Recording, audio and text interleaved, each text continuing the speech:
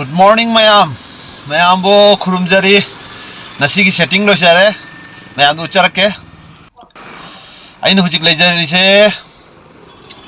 Akoi ki mau market ki mamang khonani karak ki mau market ki mamang dani. Location na. Sida kham lejari. Mamang dana war cemetery. Adigi sonakan dana ima market. Sorry mau market. Ado ai setting tawbo lo jale. Mayam fajabra tang comment tawbiramo. Masigi item se pamuida stock loi ki dore ne. Sumni gi lising ama kata ni ko mayam. Du stock ti phana tathale among hanna kaudri aro masi item se. Ha. Coffee se aure adugi adu original se aure.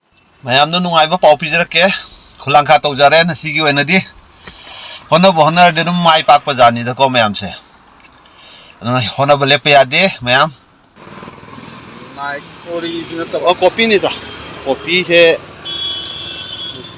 ama ga tani yan khai akhina tani yan khai bodum yo ori de lai chabra ori da na ka huji ke simak ta di yaudre copy ka ngara ko ori da pamuna leader sum leader da le Yang biar dah. Kau usna kya na Sina lising lain tham.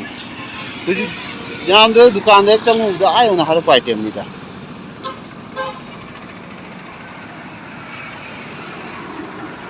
kaise kya de kya pura Size one available ne. ha Size one fangan ne ba. 44 mula pura 44 fangan ne.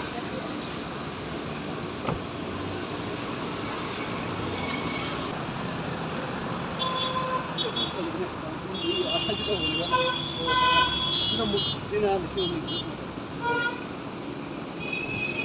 Tigi pote.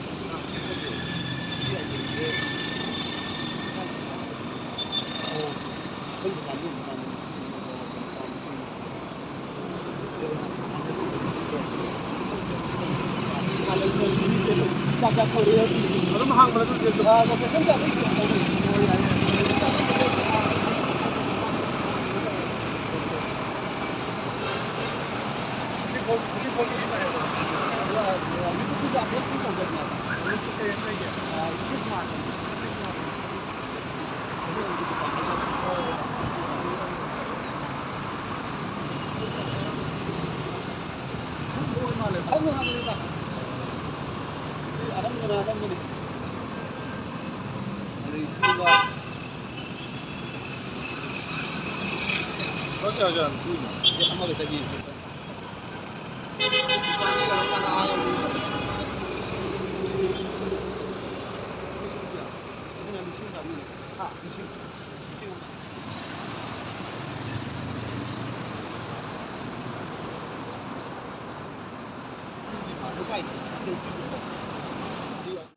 Mayam ngaktung potha jage ware hona de dum kane je masi taseng na chumba jani ahna man na haibse hona bele pe ade mayam chinnaw mayam ikha ta ba mayam boina haning bo yam hai singen haija banate hona bele pe ade aina nasi tawjare bisu mayam gi support mayam na motivate oiba wahi mayam haibirak padi gi nasi si ona yobjarak pani tawjarak pani support or padi tor pani aduna mayam support over mayam du bo ai gi wondigi khud non jaraga ai mayam bo thanks haijari ware ana yum da sum phamdok pa yade aduna mayam sum pham na ai pot sidam gari manung da yaw pot che khara item ucharake tisat porak pani adu bon nong sing chubni na yam kana show to wi adre masigi brand seng bi yam phajai bangladesh kini masi seng de da sina jeans ni masi ju copy ni adu copy or su mayam na yoliba copy du ga yam khene masi aina sum ai camera sina seng da bi ga mayek sengam da bi ai adu bo yam phajai pai ra ga di mayam na touch to ro mutung da khang ngam ngani hujikan gi chana bi du ni ko parallel akhoi gi kai ai ni loose fitting su lai straight fitting su lai adu ga akhoi regular fit su lai manung gi seng biu manung gi finishing je yam phajab ne next na t-shirt ucharake masigi machu se mamin panjaroige inaw amana takpiudigi haijare aduna mamin panjaroige masigi pisama lotho ucharake